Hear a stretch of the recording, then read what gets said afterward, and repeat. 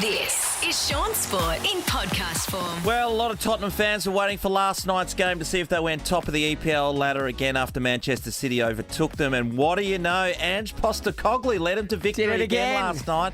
2-0 over Fulham. Tottenham played 9 games now. Yep. All teams, I think, after last night's game are on 9 games. I think it's probably time for us to get Amy, our producer, to sing the Tottenham song. Amy, you sang it. Your children are singing it. We You sang it for us stop you twice. from singing it this morning. Do it for everybody. Go. We'll play Go. an audio piece. No. Come on. No, we're going to do you. This isn't the right one. We want this specific Ange Postecoglou song. Go. Amy's children, Charlotte and James, cannot get enough of performing this. Go. I'll get them to sing it and I'll play it tomorrow. No, we'll do it now. No, that's okay. All right, go. Ange Postecoglou. Something about koalas. What? Go. He Loves Fosters. He loves his Fosters. Sing he it. loves koalas. He loves Tottenham Hotspur. It So how does it go? I mean, Ange Postecoglou. How does it go? it sounds better when the kids sing it because they're 4 and 6. Okay, they got different voices. Interesting. Okay, well, he's on about $6 million Australian dollars a year to coach Tottenham at the moment. Most Great winning investment. manager after 9 rounds of the competition. That's amazing Ever. for a new year coach. new You know manager. when you take a new job and you go, I hope this goes okay. Yeah. Well, there you go. Well, he's twice been named manager of the month already, so they're Yeah. on an upwards projection. And you can imagine how a lot of people have been dialing into David Beckham's documentary, and in my household, it's been one of those slow burns where I've watched it and then slowly every other person's watched it. And then they you tell see you about it like they discovered it. Yeah, but you see how the fans are so invested and how much so in that insane. everyone's seen it that he's copped it and Yeah. bloody Posh copped it like you wouldn't believe. Wait, So can we just say Ange's- quickly, Posh, we love Posh from that. Nathan, I was really surprised by how much I connected with it, and I thought and there's parts of it I know that she would have been an absolute handful for. Yeah, but she's come out Sir the Alex other side. Ferguson. She seems to have learned about life. She's got a really good attitude towards her story. She just seems like a good chick. Netflix love her so much. She apparently had such an impact in that documentary. They're going to be doing their own documentary with her. Well, I think the one thing that we took out of it collectively was the fact that for a long period of time we'd just seen her as a sour bitch, and everyone said it. Yeah, why she that's does fair she call. never Why does she smile? Why does she Yeah. smile? Yeah. But you see the moment in her history where she stopped smiling. Yes, yeah. And that's when everything was negative about her, and it was a lot to do with the fans. Massively, and she had nothing to do with that. She was just a Yeah. partner of Yeah. one of the greatest players that Crazy. played. But you saw the investment of the fans and how they could turn on you in a heartbeat. Yes. So we just see that Ange is at the top of his game at the moment. Oh, you're saying they're going to Everyone's turn at loving any him. minute. But it's one of those things where, it's That's never what- as good as it seemed, never as bad. And some That's why he's stage they're paid gonna $6 come million for him. a year. I saw it That's in Ted why. Lasso. Yeah, absolutely. Ross Lyon always the documentary, Ted Lasso. documentary. Ross Lyon always say that's why you get paid the danger money, because Yeah. sooner or later they're coming for you. Yeah, for sure. And then you're gone.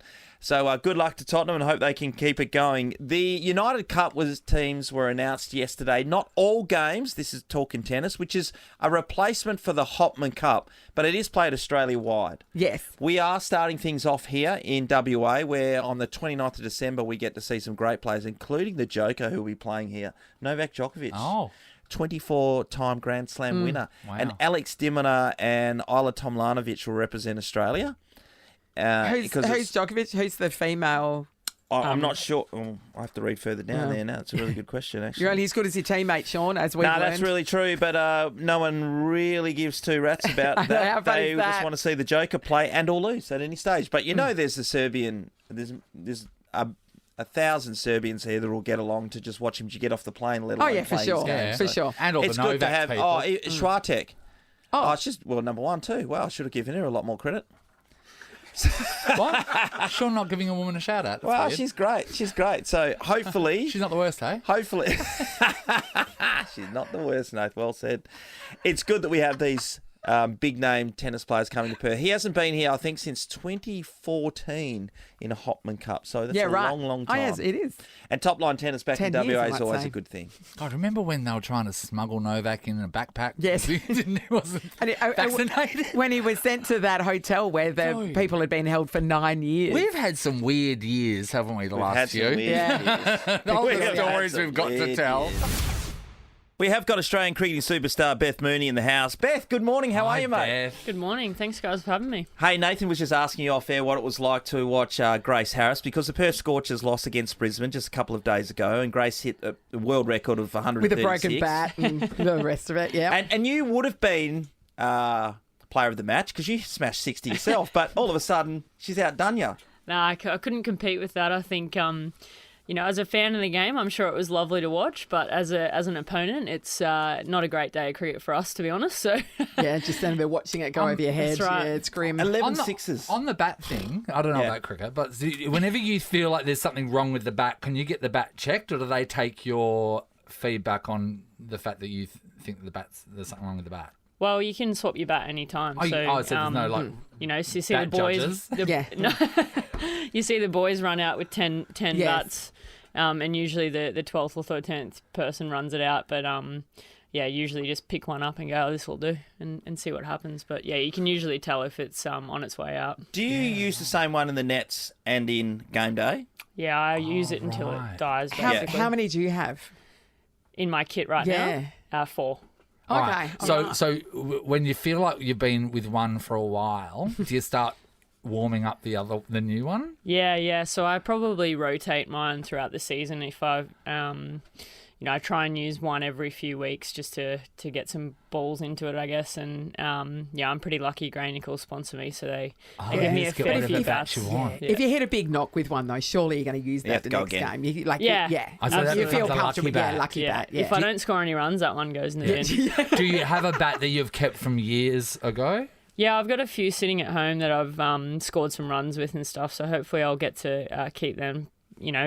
For once I'm retired and I can do something with them. But Isn't that so funny? The amount of people that keep things and go one day, I'll do something with that. Yeah, that's right. Probably never going to happen. Not a thing. Yeah, we call it the Brian Morris approach to life. Yeah. Gathers dust. You're playing Hobart again, so you only played them in the first match of the season a couple of weeks ago over there. Got the victory. Sophie Devine went bananas, so that was good. Yeah. And then back again, the fixturings, that's a bit odd that way. Yeah, it is. I don't know how they come up with some of the fixturing, because we also played Brisbane Heat at North Sydney, which it was neither of our home ground, obviously. Yeah, so that's weird. I think Hobart are pretty happy they're playing us early in the season, because I think Nat Siva arrives here next week, so they've missed out on having to play against her. Yeah, right. But it's always a pretty good contest when we play Hobart, and hopefully Soph pogos them again and gets us over the line. Beth, we've been talking about women's cricket for quite some time because it's been the benchmark of Australian sport. I mean, AFL are always trying to catch up to the level cricket is. We had the Matilda success, and they were probably in the background to women's cricket for quite some time. But now the expansion to the IPL over in India, how's that been? How exciting. I'm so sorry. It's like I'm speaking to a lotto winner. Well, actually, I got picked up, at the auction earlier in the year, and we got over there after the T20 World Cup, but I blew my calf in half in the first game, so I missed most of the tournament. That's like tearing up the lotto ticket, isn't it? Yeah, pretty much. So that means you don't get paid what you're going to get paid. You have to last the whole time? No, right? I got paid 60% of my contract, so not too bad.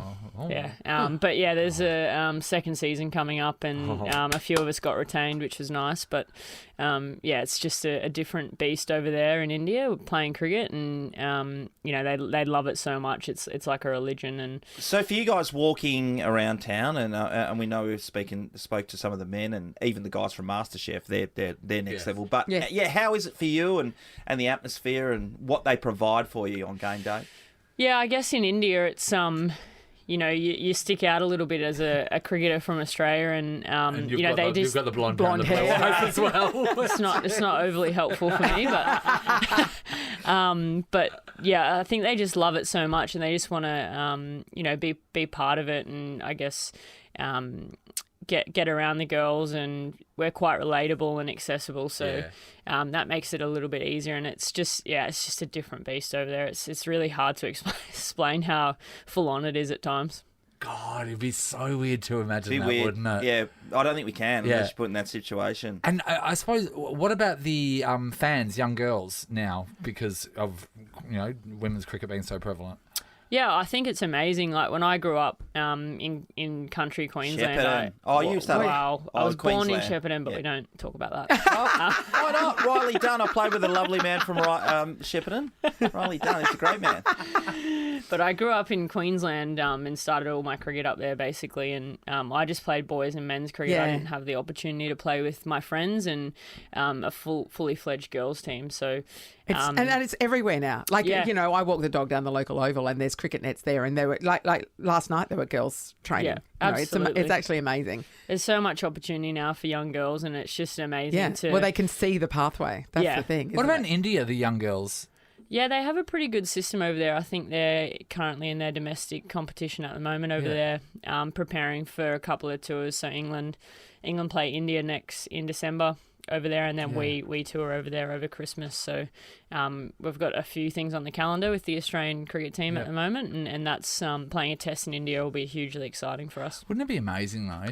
Say if you're having a crappy couple of months and you wanted a bit of a pick me up, you just fly to India and get treated like a goddess. That's right. I'm here. Exactly. I'm here. Beth, can we talk about Alyssa Healy and the fact that she nearly cost her career by breaking up her dog's fighting?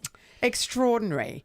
Yeah, I found out that news a little bit before Phoebe Litchfield let it slip on national TV. Right, well done. So I was a little bit shocked. I think, Midge loves her dogs and her dogs are beautiful. I've been around them a lot as well. And my first thought was, I've got my own dog at home and I've tried to break up a couple of fights she's been in with other dogs, and it can just go wrong so quickly. And I think in Midge's case, she was pretty lucky to get away with so it's apparently just an artery getting severed. Just which sliced. Sounds awful. Isn't that a good thing when it's good that you got away with just an artery being severed? Yes. But you don't expect that, and then you've got to make a phone call to people and let them know this is what's happened and I'm out. But my also first thought was she was at home by herself. I'm sure it was a bit gory and a bit bloody, and one of the dogs, from my understanding, wasn't in a good place either. So, I can't imagine making that phone call to emergency or her parents or, the Sydney Sixers was a very pleasant one for all involved. But hopefully she's on the mend. And, I wouldn't mind if she's not back out there for the Sixers when we play them. But she can take a while for her recovery. I wonder if the Sydney Sixers were the last person that she called. Yes. Do you mind covering wiping up some blood? So. That's a really good question. Okay, now I'll make this call. Jeez. You never know how it's going to go. Well, we can't wait to see the Scorchers back in action tomorrow against the Hurricanes, which is going to be awesome. Yeah, that's Get them for the second time this season, Beth. It's always good to have you in here. We appreciate you coming in here. And your journey with Australia has been amazing so far as well. There's plenty more to come. Yeah, hopefully I got a few years left in me for the Scorchers in Australia. It's I've been pretty lucky and fortunate to play in some amazing teams, and I always love my time over here, and hopefully I can help us win a few more games this season. Oath. And I want you to get auctioned more. It's been exciting to hear what you guys get. It's just such a thrill. Sorry, Nat, just one. How long is your contract with the auction happening last season? Because you've been retained, haven't you? So you won't be up in the auction. Nah, you pretty much sign for 3 years, and it's up to the franchise to retain you or release you. So it's a bit cutthroat, but salary's going to go north in 3 years. Hey, we love a cheap ticket, right? We do. So tickets to go and see the Scorchers play the Hurricanes, they're super affordable. Adults only $10, and if your kids are under 15, they are free.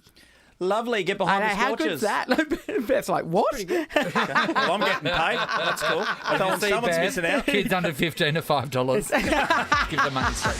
Shaun Sport is a Nova podcast. For more great comedy shows like this, head to novapodcast.com.au.